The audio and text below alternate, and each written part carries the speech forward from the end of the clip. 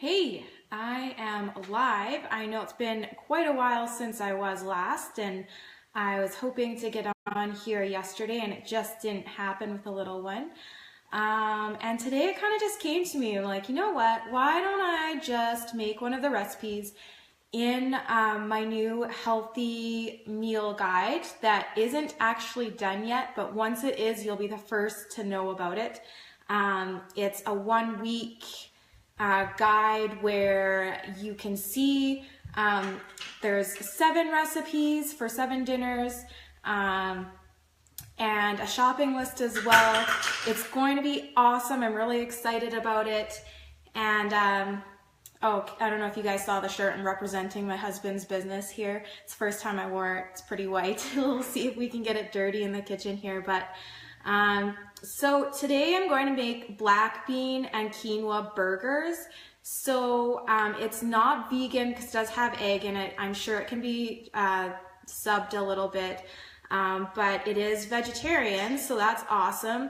And even non-vegetarian meat eaters can eat these. I think they're really tasty, and I still eat meat. So first of all, I have everything prepped here. It took me 10-15 minutes to prep stuff just to make it look somewhat pretty for you. But I have my black beans in here. If you're going to use black beans from the can, make sure you're rinsing them really well because they do have quite a bit of sodium in them. You can still make them, you know, from the dry.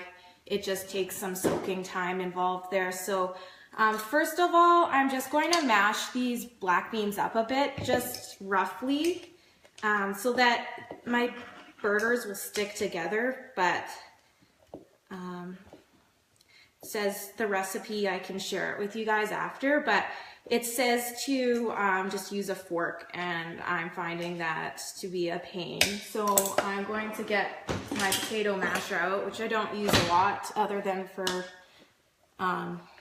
you know, turkey dinner or something. Don't make a lot of potatoes around here. They're pretty starchy. Oh, my first mess on the floor. I'm surprised that my daughter is not joining us on our adventure, and this is why they say to use a fork. Okay, anyway, so we got it kind of still smashed up. There's still some pieces there. We're not going to take all day doing it, you know. Rachel Ray, eat your heart out.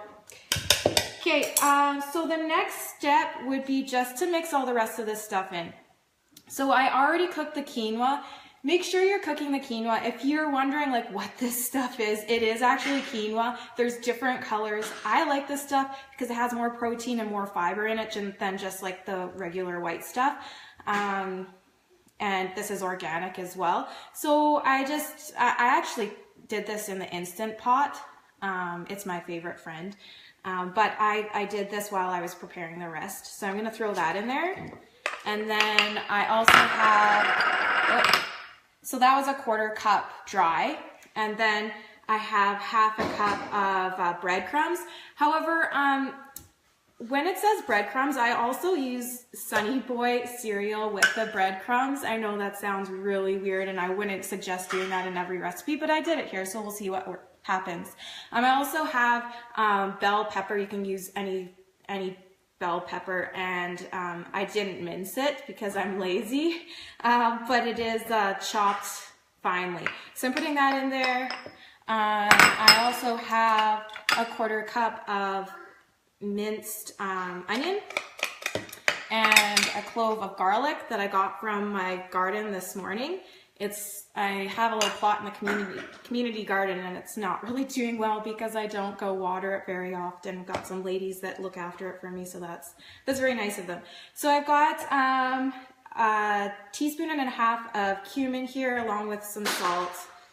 And then I also have, like I said, I'm going to share this recipe with you guys. Black bean burgers, they're delicious. I've actually had them before, and then I have an egg that I'm just going to kind of do a little bit of one of those before I put it in. And then it says to use your hands to mix it up. I might get right in there after I do this, but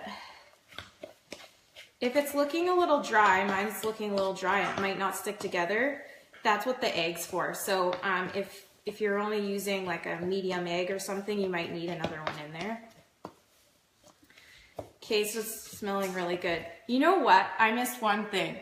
And it doesn't have to be this kind, but hot sauce, I love it. And my daughter, she's only 18 months old and she'll still eat it. So I'm just gonna put a little bit in there, just to give it a little bit more flavor. I don't use some of the other ones with added sodium. It's because I'm trying to get away from that. Okay. So this will be available too. Like I said, I'll share the recipe, but it will be available after the live as well. I'll keep it on my page. Okay. So you just make it into patties. It should stick, yeah, so it's pretty good. With the breadcrumbs and the eggs, it sticks pretty good, well together. It's supposed to make 5 patties. I don't know, I didn't measure out that well. But like I said, like really, if you're not a big cook, then like the recipe will be available and you can follow the recipe and it will work out perfectly for you. I have my gas stove on right now. It's been on for a little bit, just on low, because gas really puts out a lot of heat. I'm using olive oil, probably not canola oil, but you could use an avocado oil as well. It's a big trend right now. So I'm gonna throw that in there. Coconut oil, it is good for you, but like that's not the flavor I'm going for here. So that's not something I'd use in this case. It's up to you. So baked don't take as long as meat to cook, not at all. It's about 2 to 3 minutes on each side is all. And yeah, that's basically it. So once I can like wash my hands off here, we can end the session. But I just wanted to show you how easy it is to eat healthy. It really didn't take me that long to make them. And they are a complete protein because they have the beans and they have the quinoa in them as well. And then you're hiding a few veggies in there too.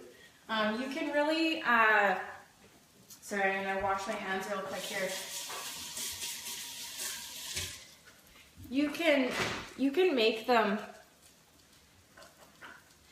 you can put whatever you want on them. You know, if you're dairy free, that's fine. You don't have to put cheese on, but you can put cheese. I would stay away from a lot of the condiments. They have a lot of sodium and fat in them. You can put other veggies on top. You can use it with a bun or without. And tonight I'm also going to be making corn on the cob. Yes, it's a starchy vegetable, but it's delicious. And my daughter actually eats the cob down more than I've ever seen anyone do it. So I'm wrapping it up here, you guys. I hope you enjoyed the video and you got something out of it. And again, I'll be posting the recipe for this. It's going to be delicious. I'm trying to make your life a little bit easier. Again, check out, once it comes out, I'll let you know, but check out that 7-day healthy meal guide that's going to help you plan your dinners, okay? So have a great evening and we'll see you next time.